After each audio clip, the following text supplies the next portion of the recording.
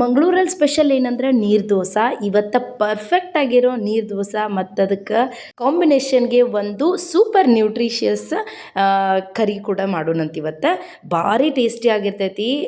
ಈ ನೀರು ದೋಸೆ ಒಂದಕ್ಕೊಂದು ಅಂಟ್ಕೊಳ್ಳಾರಂಗೆ ಹೆಂಗೆ ಪರ್ಫೆಕ್ಟಾಗಿ ಸಾಫ್ಟಾಗಿರ್ಬೇಕು ಇಡೀ ದಿನ ಅನ್ನೋದನ್ನು ಈ ವಿಡಿಯೋದಲ್ಲಿ ಹೇಳ್ತೇನೆ. ಸೊ ತಡ ಮಾಡ್ದೆ ಹೆಂಗೆ ಮಾಡೋದಂತ ನೋಡೋಣ ಬರ್ರಿ.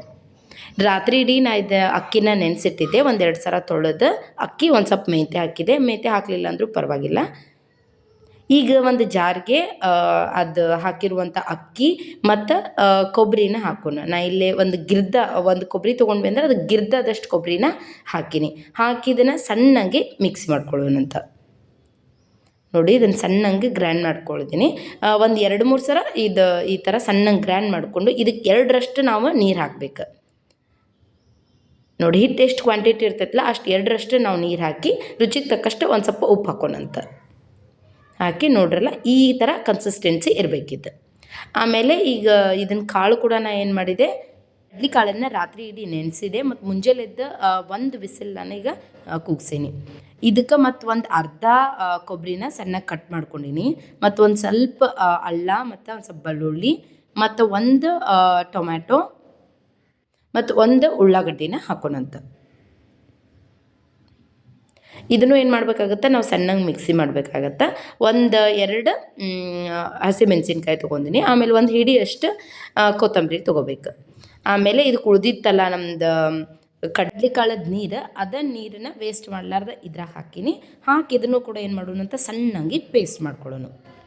ಆಮೇಲೆ ಇಲ್ಲಿ ಸೈಡಿಗೆ ಒಂದು ಕುಕ್ಕರ್ಗೆ ಒಂದು ಸ್ವಲ್ಪ ಎಣ್ಣೆ, ಸ್ವಲ್ಪ ಜೀರಿಗೆ, ಸ್ವಲ್ಪ ಅರಿಶಿನ, ಆಮೇಲೆ ನಿಮಗೆ ಖಾರ ಎಷ್ಟು ಬೇಕಲ್ಲ ಅದ್ರ ತಕ್ಕಂಗೆ ನೀವು ಖಾರ ಹಾಕ್ಬೋದು. ನಾ ಇಲ್ಲೊಂದು ಸ್ವಲ್ಪ ಕೆಂಪು ಖಾರ ಹಾಕೀನಿ.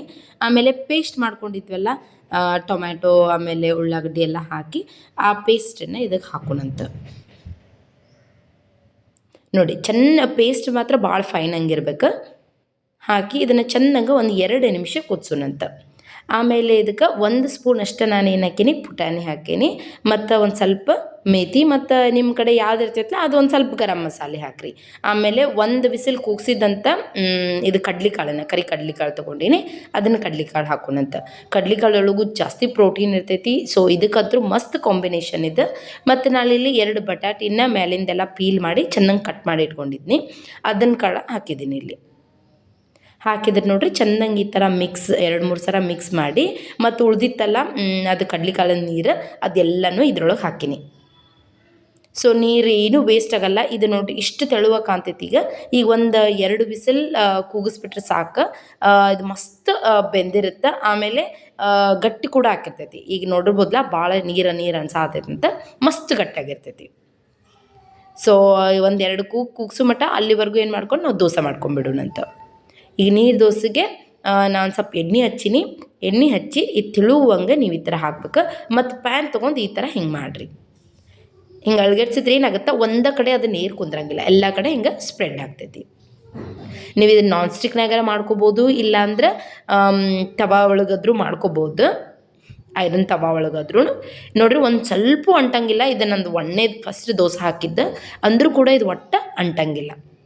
ಆಮೇಲೆ ಮ್ಯಾಲೆ ಮುಚ್ಚೋದು ಭಾಳ ಇಂಪಾರ್ಟೆಂಟ್. ಯಾಕಂದ್ರೆ ನಾವು ಇದನ್ನು ಮತ್ತೆ ದಬ್ಬಂಗೆ ಹೊಲಿಸಿ ಹಾಕಂಗಿಲ್ಲಲ್ಲ. ಸೊ ಮೇಲೆ ಮುಚ್ಚೋದು ಭಾಳ ಇಂಪಾರ್ಟೆಂಟ್. ಮುಚ್ಚೆ ಬೇಯಿಸ್ಬೇಕು. ನೋಡಿ 2ನೇದು ಕೂಡ ಹಾಕ್ಕೊಂಡೆ ಈ ಥರ ಒಂದು 2 ಸೆಕೆಂಡ್ ಈ ಥರ ಮ್ಯಾಲೆ ಮುಚ್ಚಿ ಬೇಯಿಸಿದ್ರೆ ಆಮೇಲೆ ಹೊರಗೆ ತೆಗಿಬೇಕು. ಹೊರಗೆ ತೆಗೆದು ಇಮಿಡಿಯೇಟಾಗಿ ನೀವು ಮಡಚಬಾರ್ದು. 1-2 ಸೆಕೆಂಡ್ ಬಿಟ್ಟು ಆಮೇಲೆ ಈ ಥರ ಮಡಚಿದ್ರೆ ಏನಾಗ್ತೈತಿ, ಒಂದಕ್ಕೊಂದು ಅಂಟಂಗಿಲ್ಲ ಮತ್ತು ಇಡೀ ದಿವಸವರೆಗೂ ಏನಾಗ್ತೈತಿ, ಮಸ್ತ್ ಸಾಫ್ಟಾಗೇ ಇರ್ತೈತಿ. ಈಗ ನೋಡಿರಿ ಈಗ ಮಡಚಿಟ್ಕೊಂಡೀನಿ ಅಂದರೂ ಒಂದಕ್ಕೊಂದು ಅಂಟಿಲ್ಲ, ನೋಡ್ಬೋದು ನೀವು. ಇದು ಬಿಸಿ ಇದ್ದಾಗ ನೀವು ಹಿಂಗೆ ಮಡಚಿಬಿಟ್ರೆ ಏನಾಕೈತಿ, ಇದು ಒಂದಕ್ಕೊಂದು ಅಂಟು ಬಿಡ್ತಾವೆ. ಸೊ 1-2 ನಿಮಿಷ ಹಿಂಗೆ ಬಿಟ್ಟು ಆಮೇಲೆ ನೀವು ಇನ್ನೊಂದು ದೋಸೆ ಒಳ್ಳೆ ತೆಗೆದು ಹಾಕಿದ್ರೆ ಏನಾಗುತ್ತೆ, ಒಂದಕ್ಕೊಂದು ಅಂಟಿಕೊಳ್ಳಂಗಿಲ್ಲ. ನೋಡಿರಿ ಇದಕ್ಕೆ ಸೂಟೇಬಲ್ ಆಗಿರುವಂಥ ಮಸ್ತ್ ನಮ್ದು ಗ್ರೇವಿ ಕೂಡ ರೆಡಿ ಆಗೈತಿ ಕಡ್ಲಿಕಾಳಂದ. ಆಮೇಲೆ ಇದು ಬೆಸ್ಟ್ ಕಾಂಬಿನೇಷನ್, ಭಾರಿ ಟೇಸ್ಟ್ ಆಗಿರ್ತೈತಿ. ಸೊ ನೀವು ಕೂಡ ಇದನ್ನು ಡೆಫಿನೆಟಾಗಿ ಟ್ರೈ ಮಾಡಿರಿ, ಭಾರಿ ಇಷ್ಟಪಡ್ತೀರಿ. ಮತ್ತು ನನಗೆ ಹೆಂಗೆ ಬಂತಂತ ಕಮೆಂಟ್ ಕೂಡ ಮಾಡಿರಿ. ಇದು ಬೆಳಗ್ಗೆ ನಾಷ್ಟಾಗಂತೂ ಸೂಪರ್ ಆಗಿರ್ತೈತಿ. ಆಮೇಲೆ ಭಾಳ ಟೈಮು ಹಿಡಿಯಂಗಿಲ್ಲ. ಒಂದು 5-10 ನಿಮಿಷ ನೋಡಲೇ ನೀವು ಇದನ್ನು ಮಾಡಿಬಿಡ್ಬೋದು. ಆಮೇಲೆ ದೋಸೆ ಕೂಡ ಅಷ್ಟೇ ಈಸಿಯಾಗಿ ಬರ್ತಾವೆ, ಒಂದಕ್ಕೊಂದು ಹತ್ಕೊಳ್ಳೋಂಗಿಲ್ಲ ಏನಿಲ್ಲ. ಆಮೇಲೆ ಈಸಿಯಾಗಿ ಮಾಡ್ಬೋದು. ಆಮೇಲೆ ಇದಕ್ಕೆ ಜಾಸ್ತಿ ಎಣ್ಣೆ ಯೂಸ್ ಮಾಡಿರಂಗಿಲ್ಲ ಏನಿಲ್ಲ. ಸೊ ಇದು ಬ್ರೇಕ್ಫಾಸ್ಟಿಗಂತೂ ಪರ್ಫೆಕ್ಟ್ ನೀರು ದೋಸೆ. ನಿಮಗೆ ಈ ರೆಸಿಪಿ ಇಷ್ಟ ಆಗಿದ್ರೆ like, share and don't forget to subscribe.